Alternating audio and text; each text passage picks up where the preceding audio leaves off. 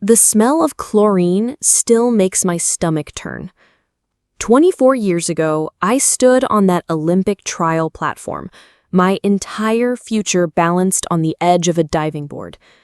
I was America's golden girl, the one who'd bring home medals from Sydney. Then everything fell apart in 90 seconds. My coach, the man who'd trained me since I was 8, had sabotaged my Olympic dream. I quit competitive diving that day, walked away from everything I'd worked for. But what nobody knew was that I'd recorded his confession weeks earlier. I never planned to use it until his trial last month, when his attorney painted me as mentally unstable, claiming I'd fabricated the whole thing.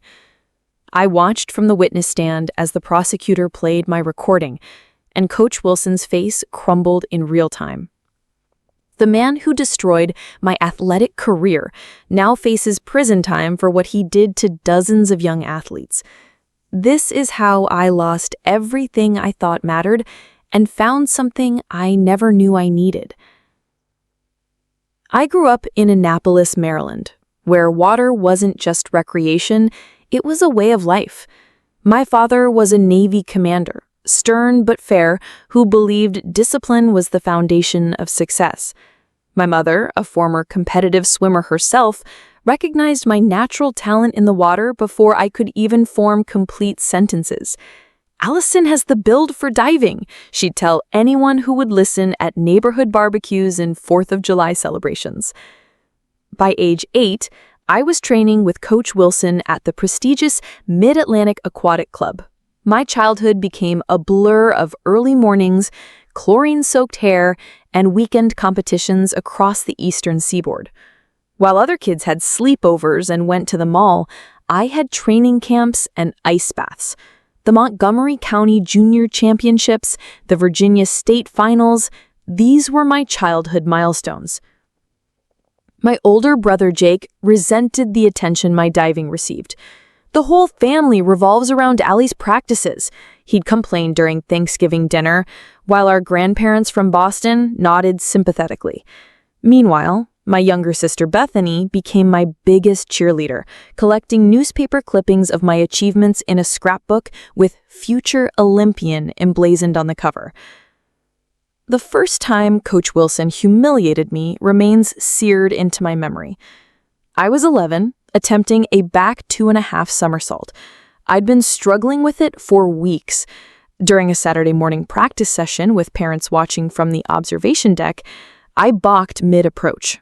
Coach Wilson made me stand dripping wet in front of everyone while he lectured about mental weakness. "You're wasting everyone's time, Allison," he announced, his voice echoing across the natorium. "If you don't have the guts, maybe you should join the recreational swimmers." My mother later praised him for his tough love approach. That night, I practiced my approach in our basement until 2 a.m. By 16, I was nationally ranked, featured in Swimming World magazine as America's next diving sensation. Coach Wilson became more than just my trainer. He was practically family. He attended our Thanksgiving dinners. My parents consulted him about my education decisions. When I won the junior national championship, my parents commissioned a custom-made plaque for him that read, "To the man who will take our daughter to Olympic glory." The most public humiliation came during my senior year of high school. At the U.S. National Championships, I developed a case of the twisties, that terrifying disorientation in midair that divers dread. Coach Wilson pulled me from the competition, then told reporters I was mentally fragile and letting my hormones affect my performance. I was 18, and he discussed my hormonal issues with Sports Illustrated. My father called it necessary transparency. What nobody knew was that I'd kept secret for years is that Coach Wilson had begun showing excessive interest in my personal life. He'd question me about who I was dating, what I wore to parties, insisting it was all part of managing my athletic development. When I started dating a swimmer from a rival club, he threatened to drop me if I didn't end the relationship. I complied, believing my Olympic dream depended on it. The grand gesture came 6 months before the Olympic trials. My parents remortgaged our home to build a specialized training facility in our backyard, a dry land training area with trampolines and harnesses designed to Coach Wilson's specifications. "This is our investment in your gold medal," my father said during the ribbon-cutting ceremony, where our neighbors and local press gathered. The unspoken message was clear. Failure was not an option. Topic 3. The catalyzing event. Building tension, spring 2000. Olympic trials were 8 weeks away, and my life had narrowed to a laser focus. Each dive, each meal, each hour of sleep was meticulously planned. I was ranked second nationally, with a realistic shot at making the Olympic team. The pressure was suffocating. Coach Wilson's behavior had become increasingly erratic. He'd call at midnight to discuss minute technique adjustments or show up unannounced at our house on Sundays. "Champions don't take days off," he'd say, standing in our kitchen while my mother eagerly made him coffee. His criticisms grew more personal, less technical. "You're looking heavy in your hips," he'd comment loudly during practices at the University of Maryland pool where we trained alongside the collegiate team. 3 weeks before trials, Coach Wilson approached me after practice. "We need to talk about your platform routine," he said, his voice unusually quiet. In his office, a small room cluttered with trophies and laminated motivational quotes, he closed the door. "Your final dive isn't going to cut it for Sydney." "But it's my strongest dive," I protested.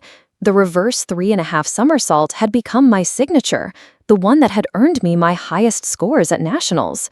"Trust me, Allison," he said, sliding a sheet of paper across his desk. "This is what you're doing at trials." He was replacing my dive with a forward 4.5 somersault, a dive with a significantly higher difficulty rating, but one I had performed successfully only a handful of times in practice, never in competition. When I called my parents that night, they sided with Coach Wilson without hesitation. "He knows what it takes to make an Olympic team," my father said. "We didn't come this far for you to question the process now." That weekend, during a rare family dinner at Carroll's Creek Waterfront Restaurant in Annapolis, a pre-trial celebration, the tension was palpable. My brother Jake, home from college, raised his glass in a toast. "To Allison, who's been too busy to attend any family event for the past decade, but might make it worth it with a medal." My mother shot him a warning glance. "Actually," my father interjected, "Coach Wilson thinks gold is a real possibility." He proceeded to describe in excruciating detail the Olympic medal ceremony to our waiter, who smiled uncomfortably. After dinner, in the restaurant parking lot overlooking the Chesapeake Bay, I overheard my parents talking with my Aunt Susan, who had driven down from Philadelphia for the dinner. "Is she ready?" Susan asked. "She looks exhausted." "Coach Wilson says she's peaking at the perfect time," my mother replied. "And if she doesn't make the team?" Susan pressed. There was a pause before my father answered. "That's not an option, not after everything we've invested." The next morning, I arrived at practice early to work on the new dive. Coach Wilson was already there, talking with Derek Lindsay, my main competitions coach. They fell silent when I approached. There was something in their exchange, a smirk, a knowing look, that unsettled me. Over the next 2 weeks, I struggled with the new dive. Each attempt ended with me over-rotating or entering the water awkwardly. "You're thinking too much," Coach Wilson would shout. "Stop being so tentative." 5 days before trials, I had my worst practice session yet. After a particularly bad attempt, Coach Wilson pulled me aside. "Maybe we should reconsider your place on the team," he said, loud enough for others to hear. "Someone with your mental fragility might not handle Olympic pressure." That night, I couldn't sleep. Around 2 a.m., I drove to the university pool using the key Coach Wilson had given me for emergency practice sessions. To my surprise, the lights were on. Through the window, I could see Coach Wilson and Derek Lindsay reviewing video footage. I slipped in through the side entrance, staying in the shadows of the equipment room. "She'll never land it," Coach Wilson was saying. "Not in competition." "You sure about this?" Derek asked. "Seems risky." "Trust me," Coach Wilson laughed. "I've got a better shot at funding with your girl Taylor on the team. Allison's peaked, plus her parents are becoming a liability. They think they have a say in training decisions now that they've built that ridiculous backyard setup. I felt physically ill. The coach I had trusted for 14 years was deliberately sabotaging my Olympic chances. I reached for my phone and hit record, capturing their entire conversation as they discussed how the dive change would ensure I missed the team while Derek's athlete would advance. As I backed away, I knocked over a stack of kickboards. Both coaches turned. Allison? Coach Wilson's face registered shock, then quickly composed itself. What are you doing here? Extra practice, I managed to say, shoving my phone deep into my pocket. I couldn't sleep. Dedication, he said smoothly. That's what I like to see. Let's work on that entry. For the next hour, I dove mechanically, my mind racing. Every correction he offered now seemed suspect. Every instruction potentially designed to fail. But I had the recording, proof of his betrayal. The question was, what would I do with it? May 25, 2000. The Indiana University Natatorium in Indianapolis was packed with spectators, coaches, and Olympic officials. The women's platform diving trials were the featured event of the day, with NBC cameras positioned strategically around the pool. In the warm-up area, I went through my stretching routine on autopilot, the recording from that night heavy on my mind. I hadn't told anyone what I'd discovered. Not my parents, who were sitting in the stands wearing matching Sydney 2000 t-shirts with my name emblazoned on the back. Not my sister Bethany, who had driven overnight from her college in North Carolina. Not even my former teammate Megan, who had texted me good luck that morning. Focus, Allison, Coach Wilson said, his hand on my shoulder. Remember, attack the entry on the fourth dive. The fourth dive, the one he'd added to ensure my failure. The first 3 dives went well, not perfect, but solid enough to keep me in contention. I was sitting in 3rd place, with the top 2 divers advancing to the Olympic team. As I climbed the ladder for my 4th dive, I caught sight of Derek Lindsay giving Coach Wilson a subtle nod. Standing on the platform, 10 meters above the water, I could see my parents leaning forward in their seats.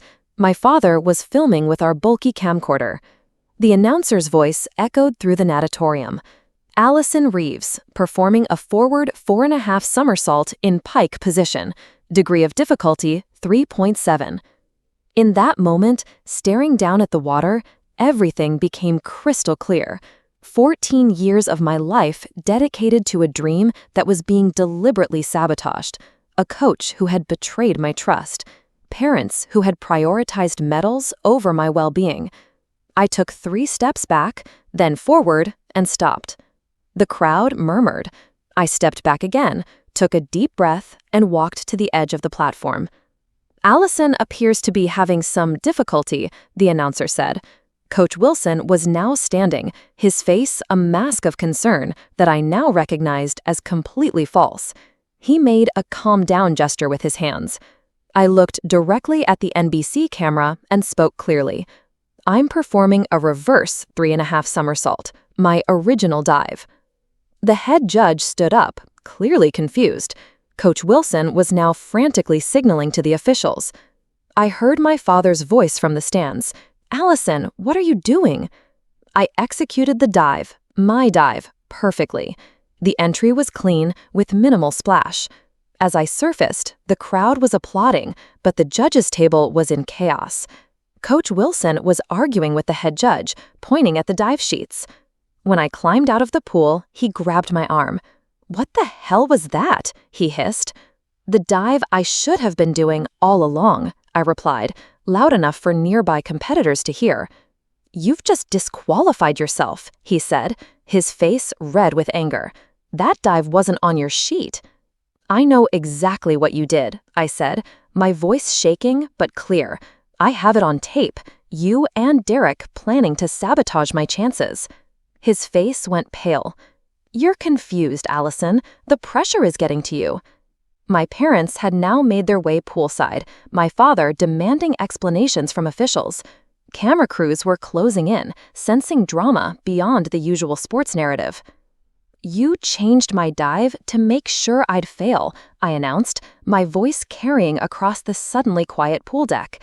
"You told Derek that I'd peaked and that his diver would get you better funding." Coach Wilson's expression hardened. "This is ridiculous. She's having a mental breakdown," he said to the gathering officials and media. "I've seen the signs for weeks." "Play the recording," someone called out. It was Bethany, my sister, who had pushed her way through. My hands trembling, I pulled out my phone and pressed play. Coach Wilson's voice filled the natatorium. "Trust me, I've got a better shot at funding with your girl Taylor on the team. Allison's peaked." The silence that followed was deafening. Coach Wilson lunged for my phone, but a USA diving official stepped between us. My father stood frozen, the camcorder hanging limply at his side. "I quit," I said, looking directly at Coach Wilson. "I quit diving, I quit this toxic environment, and I quit letting you define my worth based on medals." I walked away, dropping my USA diving jacket on the pool deck. Behind me, I could hear the chaos erupting. My mother calling my name, officials conferring urgently, reporters shouting questions. Coach Wilson's voice rose above the din, calling me unstable and ungrateful. But for the first time in 14 years, I wasn't listening to him anymore. The aftermath was immediate and overwhelming. By the time I reached the locker room, my phone was exploding with messages. ESPN was already running the headline, "Olympic hopeful accuses coach of sabotage, quits during trials." The recording had been clear enough for everyone present to hear the conspiracy between the coaches. Bethany found me sitting alone on a bench, still in my damp swimsuit. "That was the bravest thing I've ever seen," she said, wrapping a towel around my shoulders. "Mom and Dad are freaking out. Dad's threatening to sue everyone." "For what?" I laughed bitterly. "For exposing the truth?" USA diving officials sequestered Coach Wilson and Derek Lindsay for questioning. The trials were delayed by 2 hours. My parents weren't allowed to see me immediately, a decision made by a sports psychologist who had been called to the scene. Instead, Megan, my former teammate who had retired the previous year, was permitted to sit with me. "I always knew something was off with him," she confessed. "The way he pitted us against each other, the mind games, I just never had the guts to say anything." When my parents were finally allowed in, their reactions couldn't have been more different. My mother was tearful, repeating, "But what about Sydney? What about everything we've worked for?" My father, however, was coldly pragmatic. "The recording changes things," he said. "We might have grounds for a lawsuit against the coaching association. There could be a settlement." "I don't want a settlement," I told him. "I want out. I'm done." "You're in shock," he insisted. "You're not thinking clearly." I looked at him squarely. "I'm thinking clearly for the first time in years." That evening, alone in my hotel room, I made a decision that would shape the next 2 decades of my life. I called Dr. Eleanor Simmons, a sports psychologist I'd briefly worked with the previous year before Coach Wilson had dismissed her as unnecessary. She agreed to meet me for breakfast the following morning. "What you experienced was abuse," Dr. Simmons said simply as we sat in a quiet corner of the hotel restaurant. "Emotional and psychological abuse, sustained over years." "But he never hit me," I said reflexively. "Abuse isn't just physical," she replied. "And from what you've told me, you're not his only victim." She was right. Within days, other athletes began coming forward. 3 former divers from the Mid-Atlantic Aquatic Club described similar experiences: manipulation, public humiliation, being pushed to train through injuries. One, a diver named Jessica, who had trained with me when we were teenagers, revealed that Coach Wilson had pressured her into a sexual relationship when she was 17. The scandal exploded across the sports world. USA Diving launched a formal investigation. The United States Olympic Committee issued statements about athlete protection. My recording became Exhibit A in what would eventually become a criminal case against Coach Wilson. Meanwhile, I walked away from the sport completely. I didn't watch the Sydney Olympics. I didn't respond to the media requests that flooded in. Instead, I enrolled at the University of North Carolina that fall, a school with no diving program where I studied psychology. My relationship with my parents fractured. My father couldn't understand why I wouldn't leverage the situation for financial gain, or at least a delayed Olympic bid. My mother mourned her vicarious dreams as if someone had died. During my first Thanksgiving break from college, the tension was unbearable. "You've thrown away everything," my father said over turkey and cranberry sauce. "All our sacrifices, wasted." "They weren't my sacrifices," I replied. "They were yours." I left the table and spent the night at Bethany's apartment. That night, I realized I needed to redefine what family meant to me. Over the next few years, I built a new support system. Dr. Simmons became a mentor and eventually guided me toward my own career in sports psychology. Megan and I reconnected, along with other former teammates who had their own complex relationships with competitive diving. Even my brother Jake reached out, admitting he had resented the attention I received, but now understood the pressure I had been under. The specialized training facility my parents had built in our backyard, their grand gesture, sat unused for years. Eventually, they donated the equipment to a local community center, where it was repurposed for a youth gymnastics program. It was the closest they ever came to acknowledging that their dream had not been mine. The unexpected twist came 5 years after the trials. Jessica, the former diver who had been in a relationship with Coach Wilson, contacted me. She was working with an advocacy group for athlete protection and asked if I would join their efforts. "Your recording was what gave me the courage to come forward," she said. "You changed things." That call led me to my life's work. Together with Jessica and Dr. Simmons, we developed safe sport protocols that were eventually adopted by USA Diving and other aquatic sports. I began counseling young athletes dealing with the intense pressures of elite competition. Meanwhile, the legal case against Coach Wilson ground slowly forward. He had been fired immediately after the trials, but continued to coach privately. It wasn't until additional victims came forward with allegations of sexual misconduct that criminal charges were filed. The case dragged on for years, with delays and procedural motions. Last month, 24 years after that day at the trials, I finally took the witness stand at his trial. Coach Wilson, now in his 70s, but still emanating that aura of authority, sat at the defense table. His attorney had spent the previous day painting me as mentally unstable, suggesting I had fabricated the recording out of disappointment over my failed Olympic bid. When the prosecutor played my recording, preserved all these years as evidence, the courtroom fell silent. Coach Wilson's face crumbled as his own voice confirmed what so many had long suspected. The jury took less than 4 hours to return a guilty verdict on multiple counts. Outside the courthouse, reporters asked how it felt to be vindicated after so many years. I thought carefully before answering. "This was never about vindication for me," I said. "It was about making sure what happened to us doesn't happen to another generation of athletes." That evening, I received an unexpected text from my father. "You were right. I'm sorry it took me so long to see it." It wasn't everything, but it was a start. Standing at the edge of the pool where I now coach, not to create champions, but to foster joy in the water, I sometimes think about that terrified 19-year-old on the Olympic trial platform. She thought losing her dream was the end. She couldn't see that it was just the beginning. The greatest dive I ever made wasn't into water.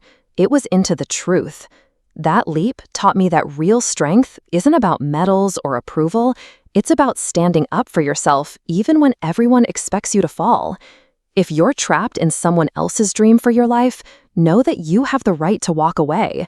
Your worth isn't measured by trophies or others' expectations. The real victory is finding your authentic path. If this story resonated with you, please subscribe to this channel, where I share more about athlete advocacy and mental health in sports. Hit the like button if you believe in creating safer spaces for young athletes.